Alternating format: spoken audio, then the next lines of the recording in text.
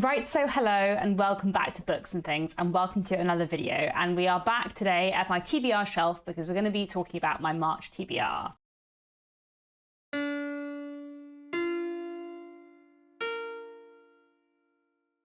So, there are quite a lot of books I want to read in March. I'm not sure how many of them I'm going to manage to get through. I've got quite a busy March. I'm one of those months where I might end up doing lots of reading, but I might also not end up doing lots of reading.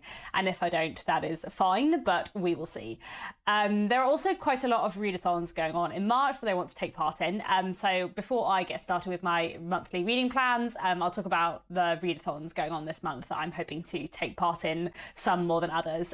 So this month, in March, Emily from Novel Novels is hosting a Brontë readathon, which is themed around the Brontë sisters. I'll go through the challenges a bit more in a minute because I'm going to take something off for every challenge, hopefully. There are only 4 prompts, so I definitely think that's achievable, and it's a really fun readathon, and I also think this is probably a one-off readathon, potentially, in a way that the other 2 aren't, so I'm definitely keen to take part fully, and I think this should be really fun. And then there are 2 other readathons happening in March that I'm going to slightly take part in, one of which is the Irish readathon hosted by Leanne Rose and Aoife from Words of Clover.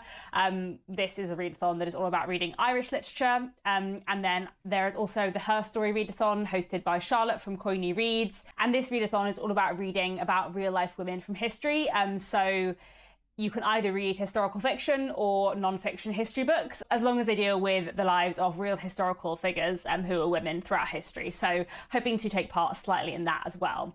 So I have quite a lot of books that I want to try and read in March. We'll see how I go.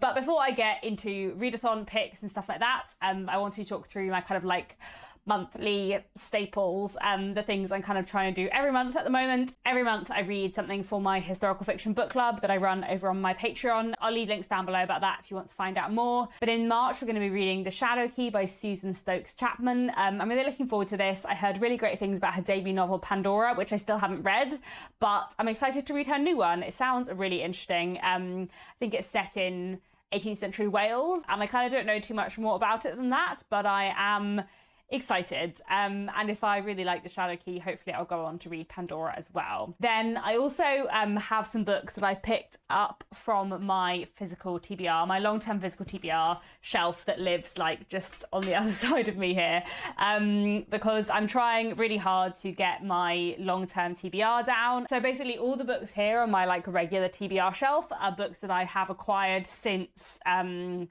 December 2023, and then I have another little shelf table thing down to the side of me here this way that you can't see, and I've got on that the books that have been on my TBR since before December 2023, some of which have been on my TBR for many years before 2023, and there were 19 books at the start of the year that have been on my TBR that long, and I've read 4 of them so far in 2025. I'm doing very well on that goal, and I want to continue my progress with that and read another 2 in the month of March, and I have picked out 2 of the longer ones this month, so we'll see whether or not I manage to get through both of them, but I do feel like it would be nice to get through them. They're 2 books I've been meaning to read for ages. So here we have Nettle Black by Nat Reeve. This is a novel set in the late 19th century. It is, I gather, gothic and queer, and I've just heard really, really, really good things about Nettle Black. Everyone who talks about it says it's amazing.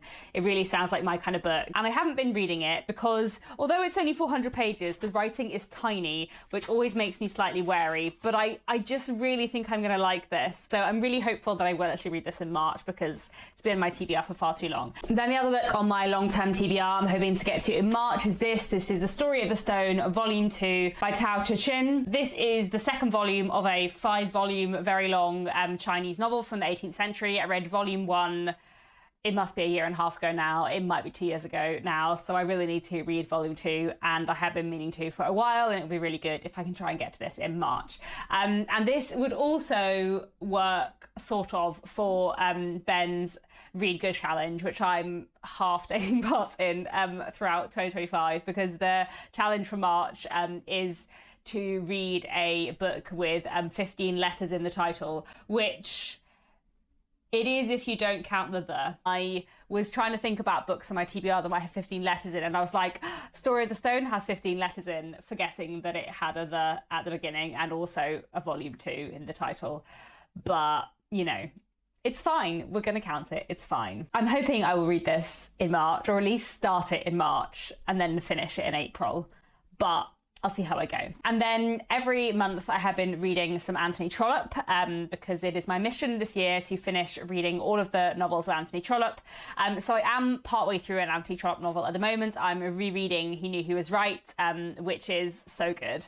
Oh, it's so good. I'm listening to this in audiobook. It's a review for me, but I haven't read He Knew Who Was Right since I was about 15 years old. So, you know, it was more than half my life ago, and it's so good. It's one of Anthony Trollope's absolute best books, and I'm so glad I have reread it. I don't think I would have considered myself to be like complete with all of Anthony Trollope's books unless I'd reread it, because it was such a long time since I read it last. But yeah, I'm about halfway through the audiobook now, so I will finish this off in March. I love it so much. It's so good. He Knew Who Was Right is the story of a married couple who fall out, and it's about how that affects them and all the people around them, and there's also lots of various subplots, and there's just like some of Anthony Trollope's like top tier characterization, and it's really, really, really good. So I'm loving rereading that at the moment. So I'll hopefully finish that off in March, and then I might try and read another Anthony Trollope book, depending basically on when I finish He Knew Who Was Right. And I think because I will be listening to another Anthony Trollope book throughout quite a lot of March, I'm probably going to go for one of the shorter ones I've got left on my Anthony Trollope list, and that is The Golden Lion of Grandpère. I don't know very much about this at all, but I'm kind of very happy going into Anthony Trollope books, not knowing anything about them. I've read 40 of them now. They're all great. And I just am happy to pick up that book by Anthony Trollope and see what happens. So that's what I'm going to do. I think that'll probably be the one I go for in March, just because it's a bit shorter and I have some other long books on my TBR, but we will see. And then I have a few readathon picks. So as I said, I'm hoping to take part in the Brontë Readathon, which is being hosted by Emily from Noble Novels. And there are 4 challenges for this. So the first challenge is to read a book by one of the Brontës. And I thought I might reread Wuthering Heights by Emily Brontë, because while I have read it at least 10 times, it's been 5 years, well, 4.5 years since the last time I reread it, I think. I think the last time I reread Wuthering Heights was Victober 2020. I might be wrong about that. I should go and check. Again, this may depend on when I finish listening to He Knew Who Was Right, but I'm relatively hopeful I could fit in a reread of Wuthering Heights on audiobook in March, and I just want to read it again because it's the best. If I don't manage to read it again, I do have a volume of Emily Bronte's poetry I could read for this prompt instead, which wouldn't take me very long, but I would really like to reread Wuthering Heights this month. It would be nice. It is one of my favourite books of all time. Then the second challenge for the readathon is to read a dark book, and I feel like Nettle Black should count for this. Like, I think it's quite gothic in themes, and it feels like a slightly Brontë-esque novel. And then the third prompt for the Brontë Readathon is to read a book about siblings. And I have on my TBR up here The Favourite by Fran Littlewood, which is in fact not just about siblings, but about 3 sisters. So I feel like that's a perfect book to read for Brontë Readathon. So this is the new novel by Fran Littlewood coming out in June. I've got a proof copy here. I read her first book, her debut novel, Amazing Grace Adams, which I thought was just incredible. So I'm really excited for Fran Littlewood's new novel, The Favourite, which is about a family with 3 sisters, and what happens when a family holiday reveals that one sister is the favourite child of their parents. And then it looks at the fallout and their relationship. So this feels like a very appropriate book to read for Brontë Readathon. Really looking forward to this. And then the fourth prompt for the Brontë Readathon is to read a book with a character or an author called Emily. And obviously if I reread Wuthering Heights, that would count for this. And actually, one of the main characters in He Knew Who Was Right is called Emily, the wife of the sort of central couple. She's called Emily. But I do also have a book on my TBR by an author called Emily as well, which is The Undoing of Violet Claiborne by Emily Critchley. And this is a proof copy of a book that came out in November 2024 and I should have read by now, and does sound really good. So I am kind of thinking that it might be good to pick this up. This also kind of sounds like a bit of a Brontë esque novel, actually. Like, it would fit in with kind of Brontë themes. It's a gothic mystery set at a crumbling manor house in the 1930s, which does sound like very much my kind of thing. The house is literally called Thornley Hall. Are you telling me that's not a reference to Thornfield Hall? Yeah, I really feel like I should read this for the Brontë Readathon. The other Readathons I'm hoping to take part in. So the Irish Readathon, I don't have that many Irish novels on my TBR, but I do have one, which conveniently is also a book that has just been longlisted for the Walter Scott Prize, The Heart in Winter by Kevin Barry. So I have a proof copy of this as well, but this came out in June last year. And this is a novel by an Irish writer about a group of Irish immigrants living in Montana in the US in the 1890s.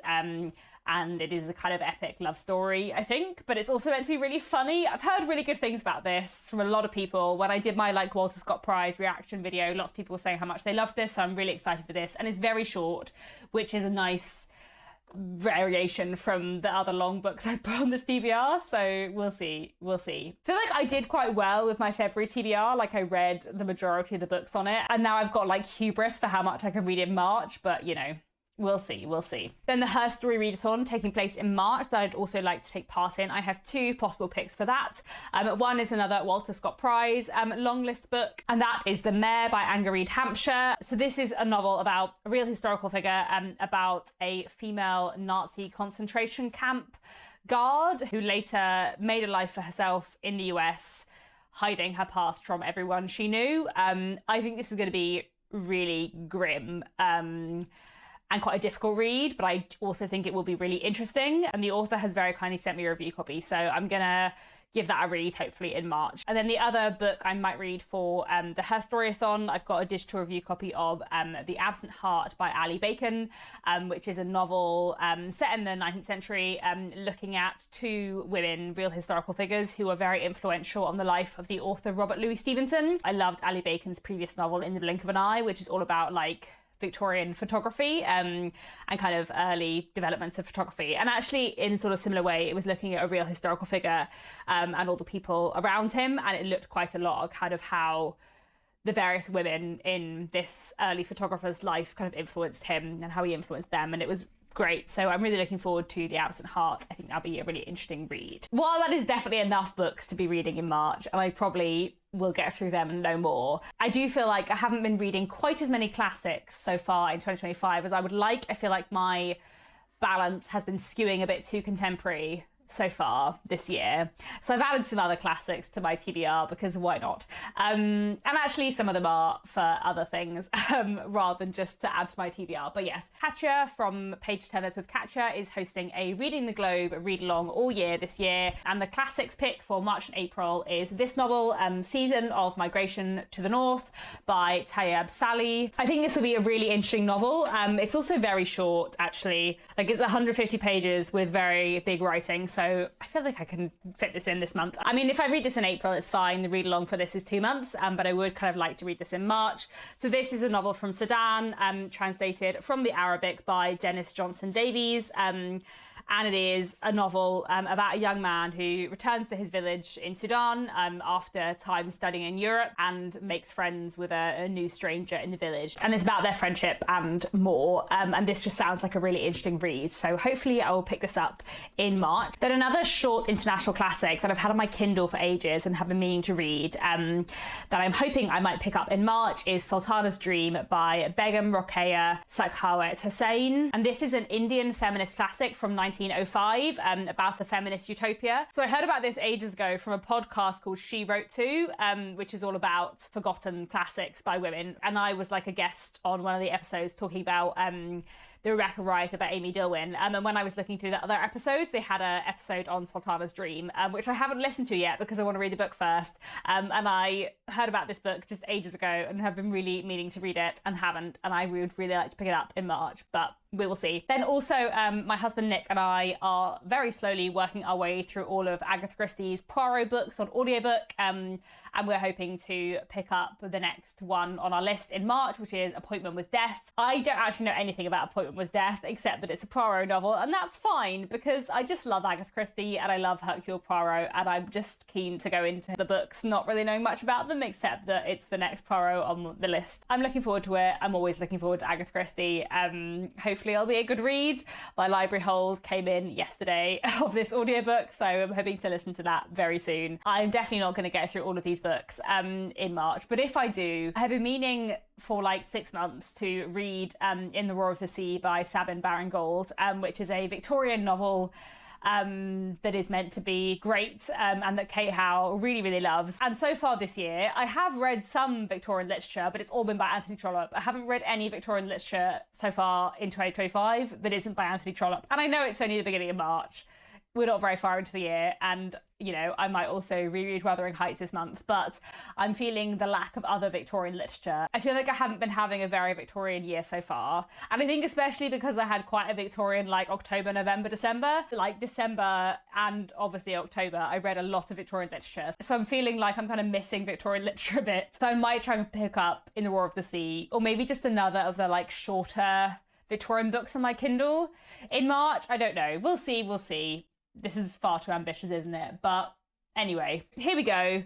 It doesn't look that bad when I hold up my pile of physical books because a lot of these are Kindle books or audiobooks. But I am excited to read these books in March. Yeah, I've also only got like 2 Walter Scott Prize longlist books on this TBR. So if I get through all the audiobooks on my TBR, which I might do, I might try and listen to one of the other Walter Scott Prize longlist books on audiobook. But I'll see how I go. Do let me know if you have any reading plans in March, and I'll leave all the links down below to the other readathons I'm taking part in. That's all for now. Thank you very much for watching, and I'll be back very soon with another bookish video.